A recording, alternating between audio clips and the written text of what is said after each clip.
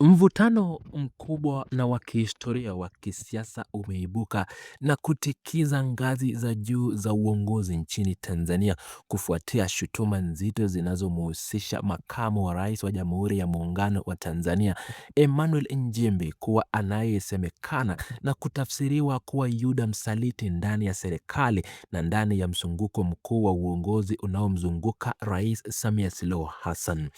Dhoruba hii ya kisiasa imepanda moto ndani ya Bunge la Jamhuri ya Muungano wa Tanzania baada ya mbunge wa Tarime Vijijini kupitia Chama cha Mapinduzi Mwita Waitara kuisimama kidete na kumpinga hadharani mjumbe wa Baraza la Wawakilishi kutoka Zanzibar Mohamed Said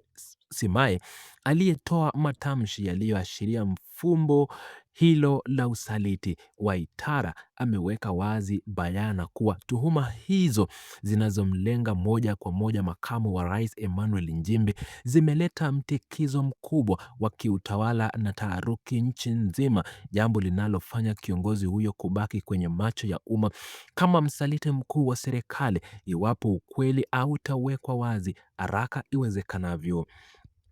Mzozo huo mpya umeibua mjadala mzito na mgawanyiko mkubwa miongoni mwa wabunge wa chama hicho tawala cha CCM, huku kukiwa na shinikizo kubwa na la wazi kutoka kwa Waitara likimtaka Mohamed Simai Said kutoa utambulisho wa wazi na usiopingika wa mtu huyo anayedaiwa kuitwa kwa jina la Yuda msaliti. Waitara amesimama bungeni kwa ukali na kusisitiza kuwa matamshi ya Simai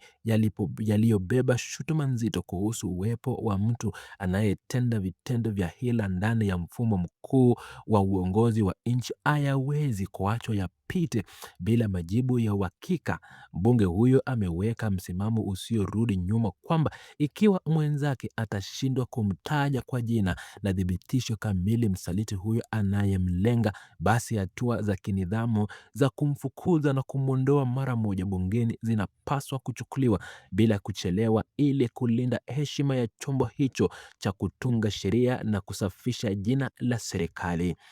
Katikati ya dhoruba hii ya kisiasa, matumizi ya lugha ama jina la Yuda yameleta maana nzito ya usaliti mkubwa wa kiwango cha juu ndani ya kundi la watu wa karibu na wenye maamuzi ya mwisho ya nchi. Ingawa mtoa shutuma Mohamed Said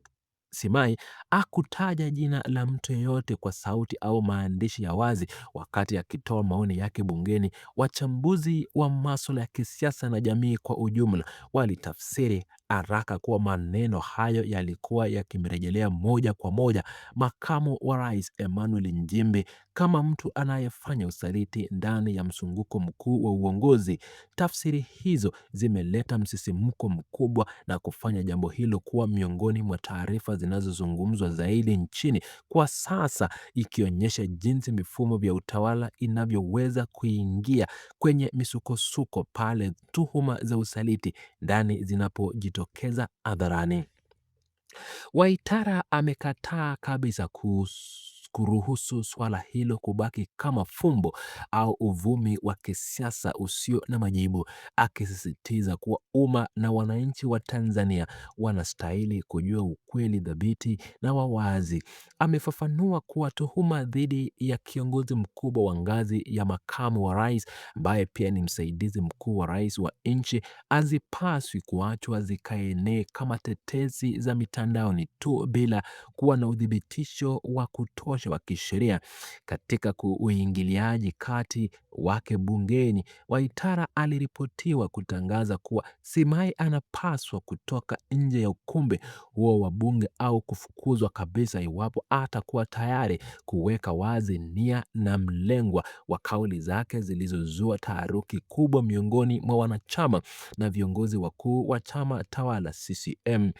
Mvutano huu umevichua changamoto kubwa inayohusu uaminifu wa kisiasa, nidhamu ya chama na uwajibikaji uwajibikaji miongoni mwa wajumbe wa chama kimoja tawala wanaounda serikali. Kwa watazamaji wengi wa mienendo ya siasa Tanzania, hoja hii sasa inavuka mipaka ya tofauti za kawaida kati ya wanasiasa hao wawili na kuguza misingi mikuu ya jinsi viongozi waliochaguliwa wanavyopaswa kushughulikia maswala mazito ya kitaifa. Inazua maswali ya kisheria na kimaadili kuhusu kama madai makubwa kama hayo ya usaliti wa nchi yanaruhusiwa kutolewa hadharani bungeni bila kuwepo kwa ushahidi wowote unaoshikika, au kama viongozi wanapaswa kuzungumza tu pale wanapokuwa tayari kuunga mkono kauli zao kwa ukweli thabiti na ushahidi usiopingika mbele ya mamlaka husika.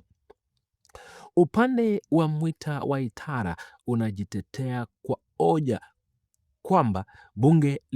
linatakiwa kubaki kuwa sehemu salama ya kufanyia mijadala lenye tija na maswala lenye uzito la kimaendeleo, badala ya kugeuzwa uwanja wa kurusha shutuma zisizoeleweka, machungu na porojo za kisiasa zenye lengo la kuchafua majina ya viongozi wa kitaifa.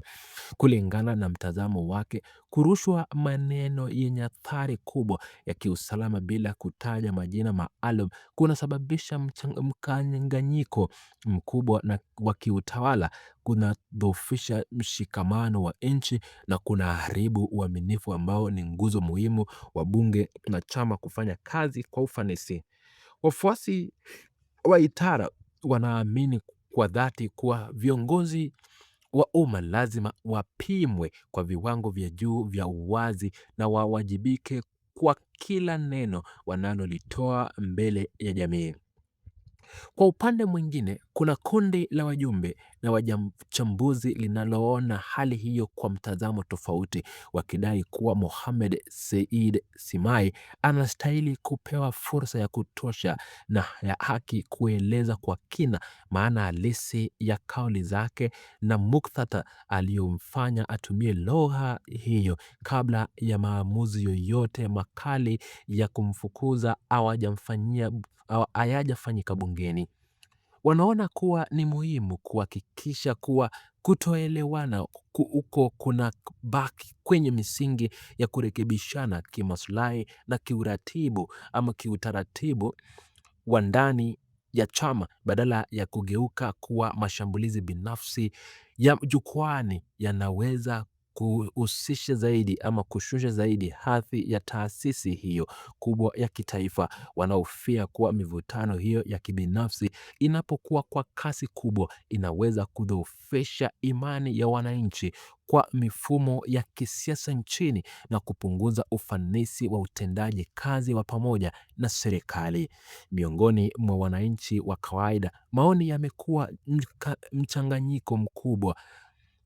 ambapo baadhi wanaunga mkono kwa nguvu zote msimamo wa Waitara na kudai uwazi, wakidai kuwa mashtaka yasiyo na ushahidi dhidi ya viongozi wakuu kama makamu wa rais yanaleta hofu, upotevu wa amani na uvumi usio wa tija kijamii. Wengine wanaamini kuwa swala hilo limeongeza chumvi nyingi za kisiasa na linaweza kutatuliwa kwa njia ya siri ya mazungumzo ya ndani ya chama badala ya makabiliano ya hadharani bungeni yanayoonyesha udhaifu wa kiutawala.